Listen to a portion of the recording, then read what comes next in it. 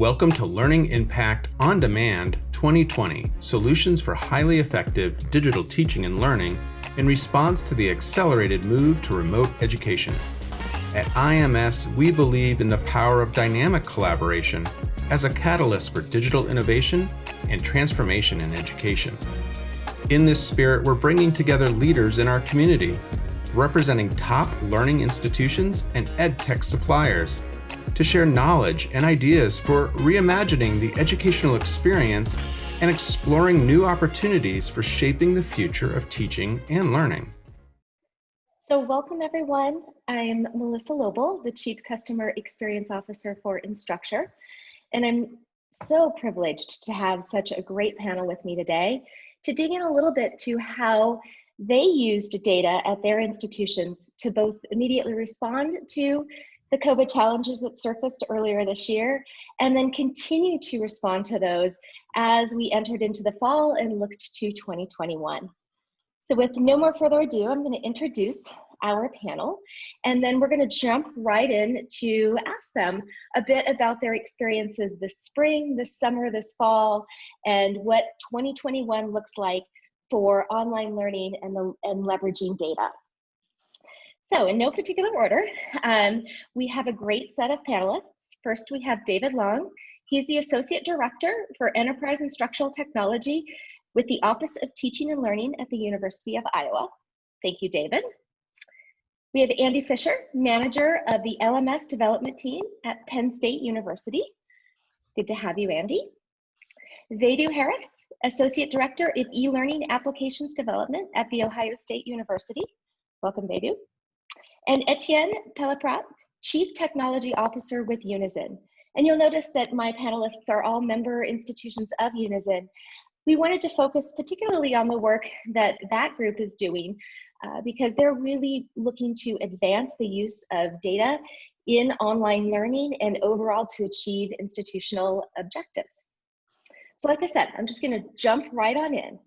With COVID, we've all experienced some pretty significant and rapid change this year, and particularly in the spring to immediately respond to the changing landscape of education.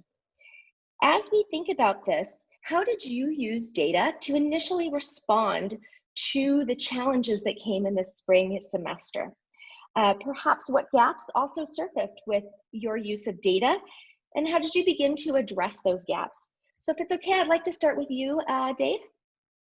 Yeah, thanks, Melissa. So yeah, back in March, that was definitely a very fast-paced and kind of crazy time when everyone was scrambling to figure out how to move courses online, how to work remotely, how to teach remotely, on top of just general, like, there's a global pandemic and how do we deal with that and what sort of safety procedures do we follow? So one of the first things that the University of Iowa did was our development team in academic information systems developed a COVID-19 virtual ready button that instructors could click to indicate their course is ready to be taught online. So this is a way that instructors could signal both to their students that their course is ready to be taught online, and a way that they could signal to their departments and college leadership that their course is ready to be moved online as well. And as far as what it meant to be ready to teach online, that was a decision left to the departments and instructors and then in the individual colleges. And so all of that data that was then rolled up into different reports and shared upwards and outwards throughout the university. Looking back on that, that didn't quite go the way that we had hoped. I think a lot more courses were just sort of in, sort of more informal, like a discussion with someone and, okay, yeah, we'll click the button or whatnot. But having a report for that was helpful to know kind of where the state of things were, because when a very fast-paced time there, people needed to know when things were ready and which ones were ready. That's awesome. I think many institutions were faced with similar challenges. How do we leverage data, or even just basic reporting, to be able to get quick insights for preparedness? Andy, what experiences did you all have with data at Penn State this spring, and did you surface any gaps as well? It was an interesting time at Penn State. It was the timing was right at the end of spring break when everything shut down.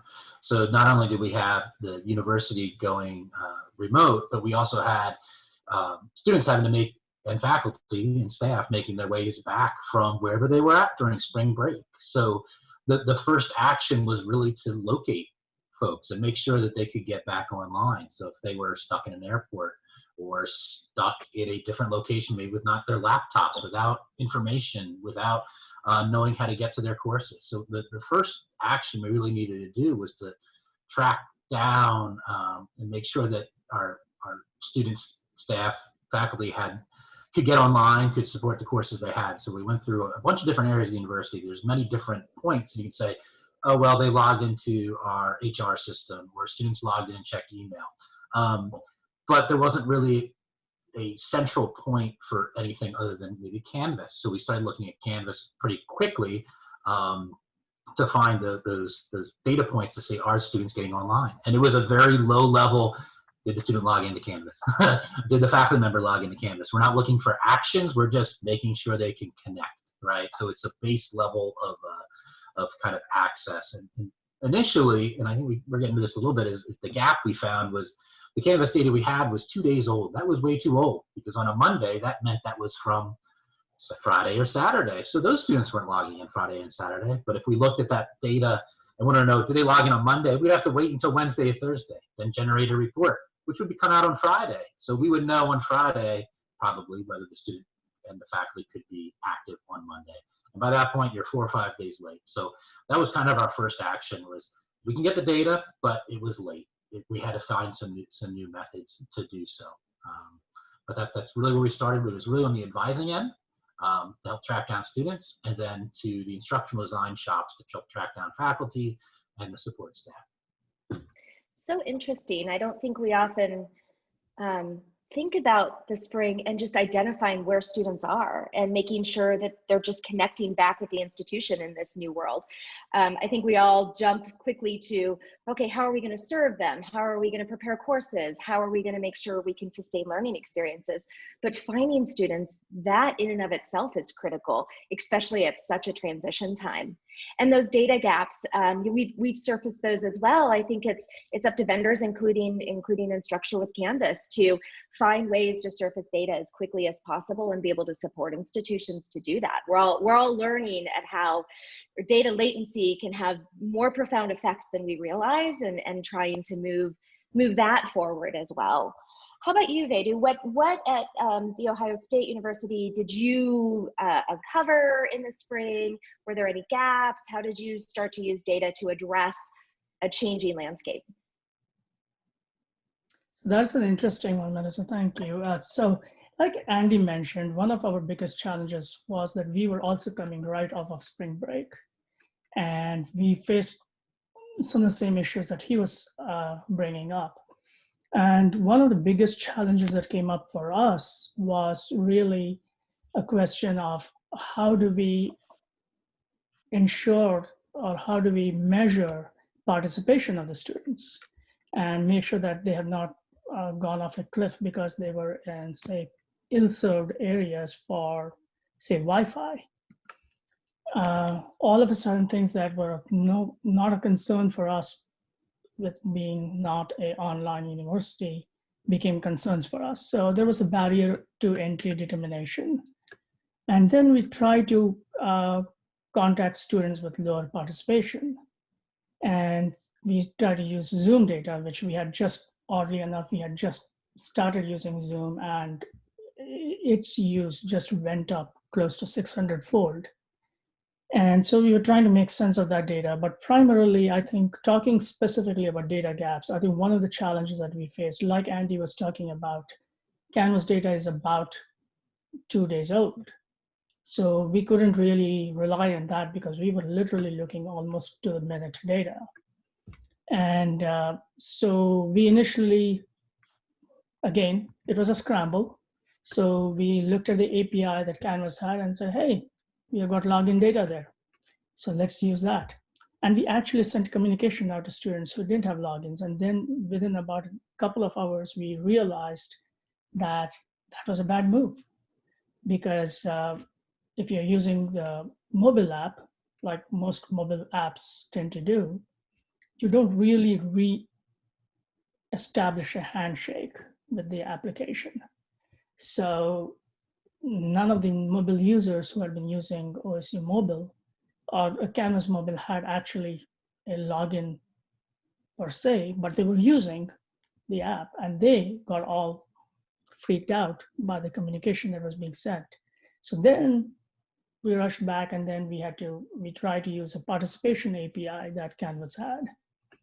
And using that, then we go send some repairing information and calm some people down. And then we were able to then get a better population, so to speak, of who did seem, and we did identify quite a few people who did seem to have a problem, whose participation seems to have dropped off after the classes resumed. So that was a big data gap for us as we moved on. Yeah, and if we think about participation, I think in past worlds where we were all fully online. We had significant online programs or online opportunities, but the entire institution wasn't online. That changes both the need and the structure of that participation data, because you're suddenly asking it different questions than we've asked in the past. And I think that opens up opportunities for partnerships between the institutions and vendors, but also around the standards, right? The standards and the use of standards are going to evolve given the way we need to use data differently, or expand how we use data in order to address these new questions or these new challenges. So if we think about, as you prepared over the summer for fall, if I can continue on this with you, Vedu, what did you do over the summer? How did you start to evolve from a rapid addressing of the situation to planning for your fall semester? So yeah, I mean, there were a lot of different angles there, right? And you bring up an interesting thing. I think Etienne I'm going to steal something that Etienne had spoken about, which I really liked, that procuring data is really a three-legged stool. I might be misquoting him, that there are suppliers, there are vendors, and there are standards. As you just said, presence of standards is not enough. The vendors must adopt them, right? One of the biggest challenges as we move forward was data was not available from many of the vendors, which resulted in scramble to procure data, right, for course content. And specifically, for example, Proctoria and Turnitin. So one of the issues that we started bringing up was, how do we start automating some of this data? And then we also had our student government had prior to all this actually, they had put out a document which spoke of a brand of LMS as Carmen, and they called it Carmen Common Sense, where it was more of a suggestion to instructors that if you are going to use Carmen, you should do X, Y, and Z, which was really 10 points. And we found that at least 3 of them were actionable. So we started taking that approach, and we ended up with a sort of a consolidated attempt to produce a report that made sure that the instructors had a syllabus of some sort on the LMS. They had assignments, and that they were using modules and not just throwing things on random pages. Again, with the idea that there's some level of organization. And we took a slightly different approach than Iowa took. Instead of putting a button for the instructors, we actually started making these reports available to the deans and the heads of departments so that they could go and talk to instructors. Part of the reason was not really a punitive approach as much as disciplines might be different. So going to the head of the department ensured that if something did not work for that particular discipline, they could make that decision, and it was up to them whether they wanted to talk to the faculty or not. So, we started getting pretty frequent requests for that through summer as we went in. So all of those are now automated. And so, yeah, I mean, we are doing really more and more of that as we go along now. Do you see the ongoing use of those automated reports Yes. well into 2021? It's just a new way to be looking at this. That's great. Yes. That's great. Especially since we are going to be starting the first half, at least, online. Mm-hmm. That's great. Dave, speaking of University of Iowa, curious to know, as you use the summer to prepare for fall, what all did you do? What were some of your approaches? You shared a little bit of that earlier in the conversation, and maybe what changed as you moved into the fall? Yeah, thanks, Melissa. Yeah, so kind of similar to what Vedu mentioned, that we did some of the similar type things. And, you know, I think one of the major benefits that we really realized of both Canvas and Unizin, after we had time a little bit to take a breath and you know, calm down, was that the data was already there. And so I think, you know, yes, there are latency issues, but just some of the fact that the data is there and the infrastructure is in place and the systems and the processes and the standards are all hooked together, that allowed us to really get some larger benefits of combining data in different ways that we hadn't anticipated before, right? I think there's some work different groups like our research and analytics group or the BI group at business intelligence group at Iowa have done in the past to help instructors get a sense of how their students are engaging or performing, or where they're more engaged or focused with, or what sets of students are maybe not participating or have lower participation. But then with the pandemic, and that was one of the things over the summer that a lot of different groups at Iowa worked on, was finding different ways to combine that data and surface that so that instructors or administrators or other people could help make better decisions about how to support their students and instructors. You know, I think there was some things that we had always thought about, like, yes, this will be a good idea when we have time to get to it, right? And some of those things that were sort of on the perennial, always at the bottom of the list, quickly rose to the top, right? Figuring out how to get data out of Zoom, how to get data out of Panopto, Kaltura, other services, and combine that in a useful and meaningful way. And so that was some work that happened over the summer. And I think maybe another piece of work was our development group, again, worked with the business intelligence group in Iowa to help combine and surface some data on students who would self-report if they were going to quarantine for COVID-19 exposure. There were some changes that we made there, both for the reporting tool for students, and then that tied into some university data flows that the university was reporting, like public number of students in quarantine or self-isolation, and then also surfacing that internally in combination with other data to BI type dashboards to help people make decisions about what directions and what strategies they wanted to pursue. That's so interesting. I didn't think about the need to report public data or the extended range of constituents that need data or reports from an institution like yours. I didn't think about that, right? We're so focused on the students and the faculty and even leadership and deans, but there's so many more people now that are interested in that data and need to take action on some of these elements of data, that it once again changes the needs of that data, which is so interesting. Have you found different constituents asking for new things that maybe you never talked to before? Yes, yeah, definitely. I think, you know, part of this too is that there were multiple changes we made quickly to services in the spring and the summer. And so there were some things that, you know, for instance, there was people that hadn't really used Zoom before, and then that quickly became where people spend most of their days in, right?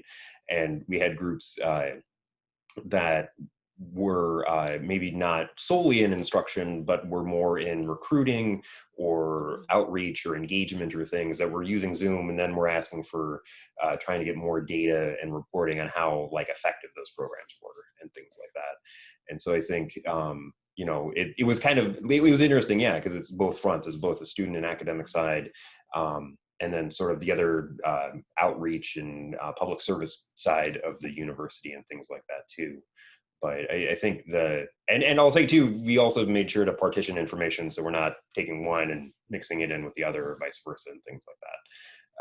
But there was, I think, a lot of that combining of stuff. That was an effort that we started over the summer, and that's one of the areas that instructors have seen a lot of benefit from, of being able to see how, well, the student doesn't do a lot in Canvas, but they do more in Panopto, or they watch the Zoom recording live, but they don't really go back and watch the recording. But another student doesn't really watch the Zoom live, but they watch the recording in Panopto more frequently. Yeah, so interesting. The rapid use of data for the non-traditional academic experiences too. We've had a number of institutions start to have their student bodies use it for government activities and club activities and other things, as an example, because there isn't a way to actually do those in person right now. And so just fascinating how academic technologies are expanding much more broadly outside of even the learning experience to do the collective university experience. Etienne, I'm curious, as you're working with Unizin institutions, you all are working with your own UDP. What trends are you seeing around data and how it's being used, and what gaps are you seeing surface? And if you wouldn't mind, you might have to share a little bit about the UDP, because not everyone listening to this may know what the UDP is or the work that you're doing there. Yeah, thank you, Melissa. So the UDP, the Unizin Data Platform, is a learning data integration and warehousing solution. It integrates data from the LMS, from learning tools, from the student information system, and it does that using data interoperability standards like IMS, Global, Caliber. And almost every Unizin member institution now has implemented the Unizin Data Platform. Most implementations are over a year old, so they predate COVID. I think from our perspective, what COVID did was provide a lot of clarity around the use cases for learning data. We've been awash in theoretical or conceptual use cases around data for a long, long time. And I think COVID clarified what really needed to be reported, particularly for administrative reporting and the relationship that institutions have with students through their advisors.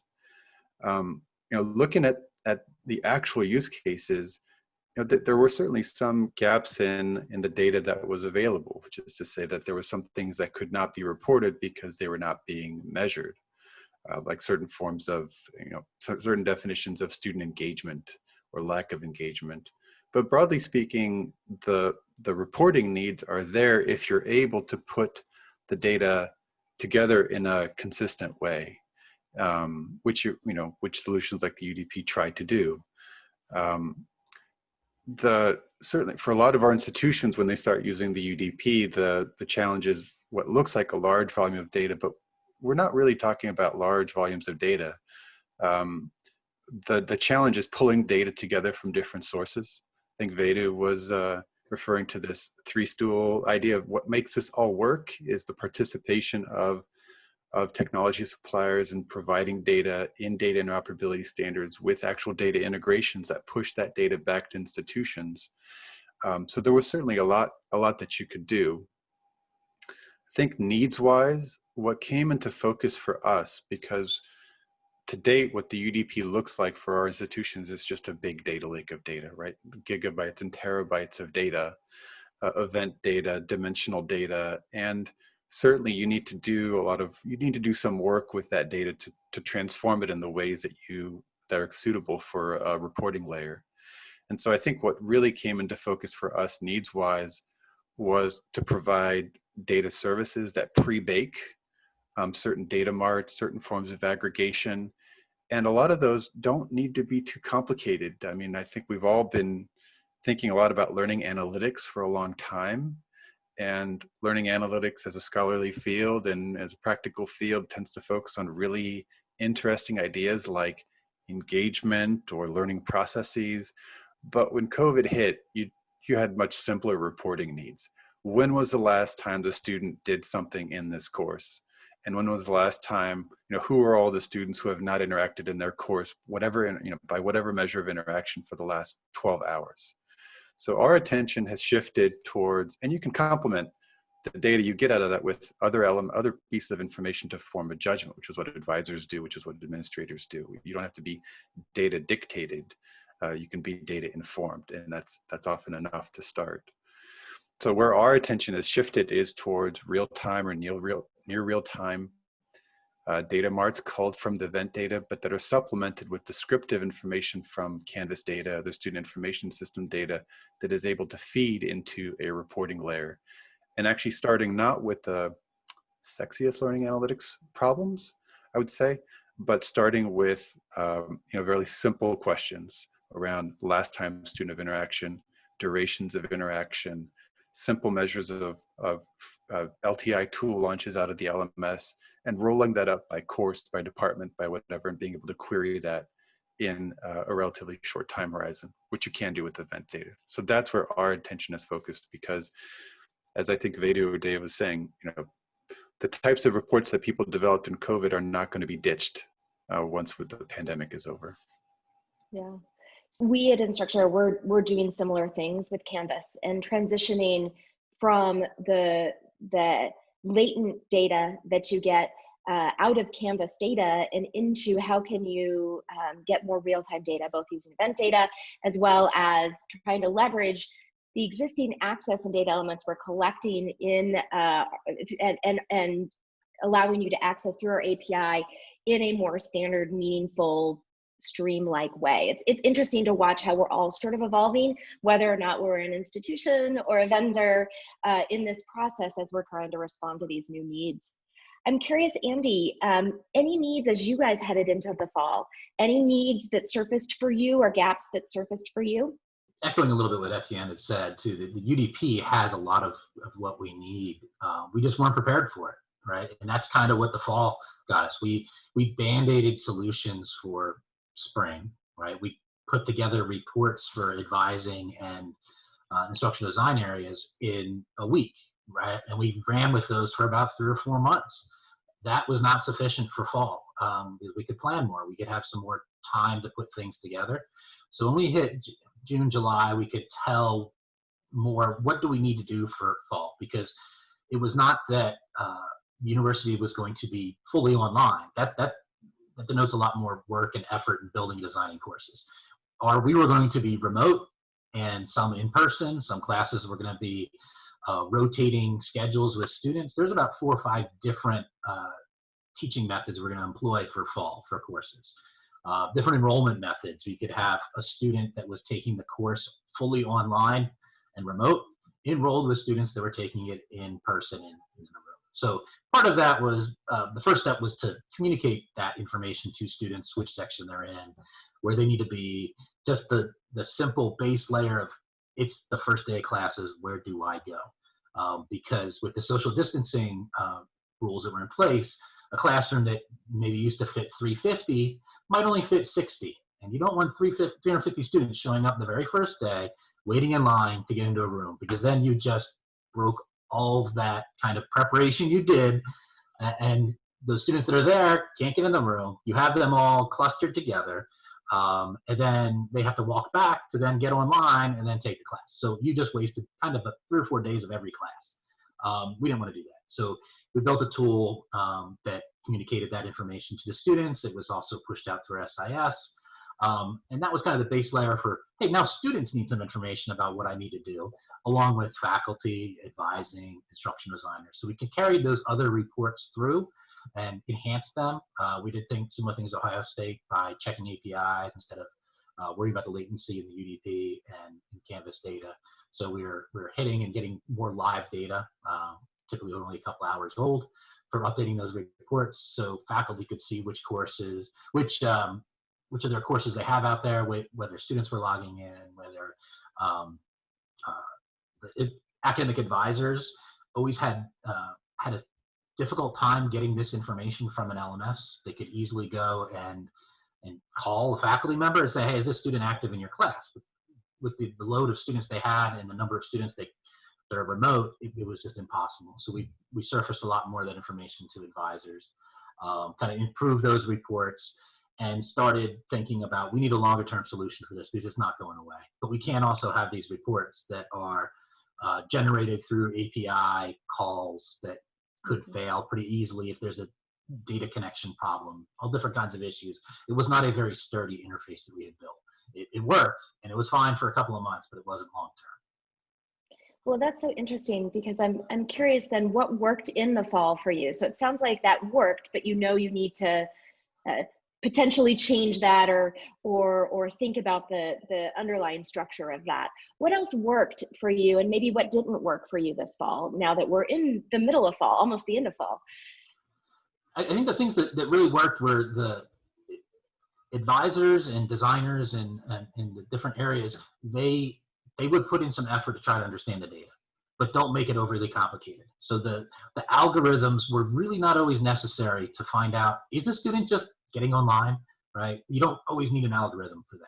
You can just check a couple of systems, see if they're logging in, and get a really low level thing that is easy for the advisors to understand, and then they can carry forward with that. So some of the needs around, is the student learning, that's the next step of are they actually getting online and working in their classes? So that was important. Same thing with course readiness. We had to assess courses to see if they were ready for fall, and there was months of build out during that process.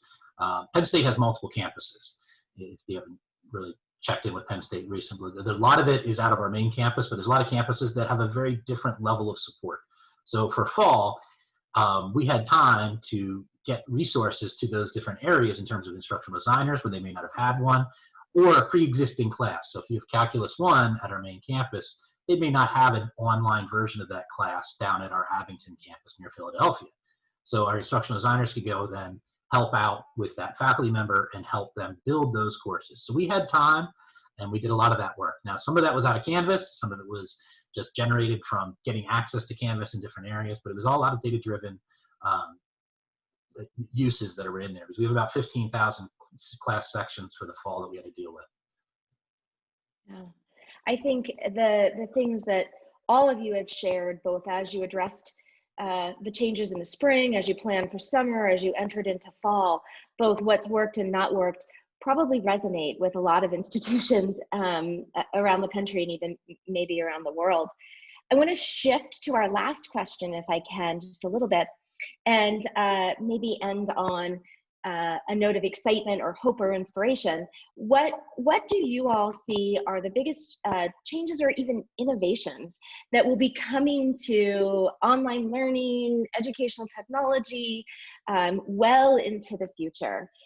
This is a moment of, I like to think about it, one of the things that I love is we're all in a place where we need to try things quickly. We can fail as long as we fail quickly, and then we learn and implement new approaches based on those failures. And I don't think that's always existed in higher education. I've worked in higher education for a long time, and I think there's an element of us always wanting to be perfect, which is great. It delivers a great experience, but that's changed a bit. And I hope that we're going to see more rapid innovation, more rapid change as we take what we've learned and implement it now well into the future. So Dave, I'm curious your thoughts around what innovations or changes do you see happening into the future for higher education? Yeah, thanks, Melissa. I think one of the main threads here is continued importance of data, and likewise a continued importance of standards like LTI, Caliper, et cetera, for helping combine that data together to help make useful insights or decisions. Thinking about things like the outreach Andy mentioned about advisors and how they would reach out to students, or our academic and support and retention group did kind of similar thing too, like early on, about like, if people aren't logging in, let's reach out and see if they're okay and things like that. But broadly, I'd see a continued importance of data, and platforms like the UDP help make those connections, right? And it's not just data for data's sake, but the other change or innovation I see is a really large interest, or hopefully continued interest, in supporting the people side of the equation here, right? So thinking about things like instructional design or pedagogy, best practices for engaging online, helping get instructors, because if we put all the IT stuff in place, right, that could be the most perfect, best IT thing ever, all the ones and zeros in the best order we could possibly have them. But if the people aren't using the technology correctly, or they're not using it the best way, or the students aren't engaging, or the faculty are maybe not using tools to their fullest extent to meet their instructional goals, I feel like that would be, you know, a disservice to the institution and to the students and instructors. So I think, you know, kind of two sides of the coin there is one, getting all the IT stuff in place, but then also the people side of things, and having those come together in an effective way, I think will be important. And, you know, thinking about how different instructional tools and services can lead to better interactions online, better engagement online. I think that will be another place where anything that like helps that happen more seamlessly or with lower friction will be something that gets you know, like widely adopted or picked up or used and things like that. Yeah, oh, I love that. Andy, thoughts around what changes or innovations you think will stick well into the future, or things we have to look forward to? I think it's always on the consumer side. I think a lot of the big push for data has been on research and learning analytics. I think this is going to be kind of a rise of the, hey, we need this for operational reasons, and there's other folks that could use this data that don't necessarily need to do a lot of processing on the data. They can just, they just need to be able to find students, they need to find information about courses, and they need to quickly map it to their own experiences and what they have, right? So I would need to know if my student that I'm advising is logging in, but I also like to know what classes they're in, where are they located? Are they on campus? Are they in a dorm? Are they in an apartment? So a lot of that can be telling, right? So especially now, as there's different levels of kind of infection rates are different across the country, and our students are back home again right now. So a student that is in North Dakota right now would have a very different experience than one in another area of the country. Right, so some of that information is getting that data at a low level to those areas so they can do their own reports, and I think that's where the UDP comes into this, with some of the easy to understand common data marts that are across institutions that can give you just a simple mapping of, this is a student, this is the courses, this is when the last time they've been in, this is the content that are in some of these courses, so that we can then combine that with other data sources that we have with their own tools, right? So those shops are not typically set up to write reports, but they understand enough of doing Excel or writing a query that they might be able to pull that data and then combine it with the data they understand and then clean it up and be able to use it, right? So some of it is building systems, some of it is just making the content a little bit more accessible and the data, getting it out there for those folks. I think the other part of this too is talking to a lot of other institutions, we all seem to be doing the same thing, right?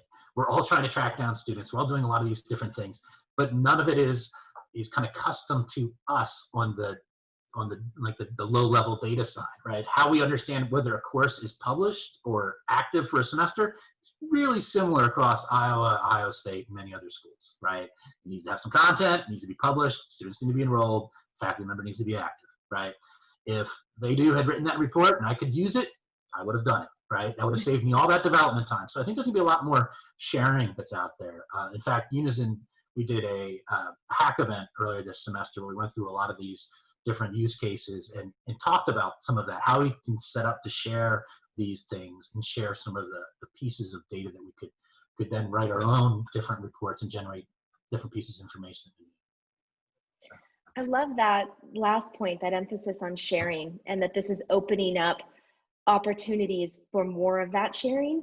I hope that we can find ways at Instructure to broker that, but I do know that this webinar series through IMS is an example of that, and I hope that all three legs of the stool come together to ensure that sharing can happen easily and simply as well, because I do think there are some really great things that folks have done that would be very meaningful for other people not to have to reinvent the wheel.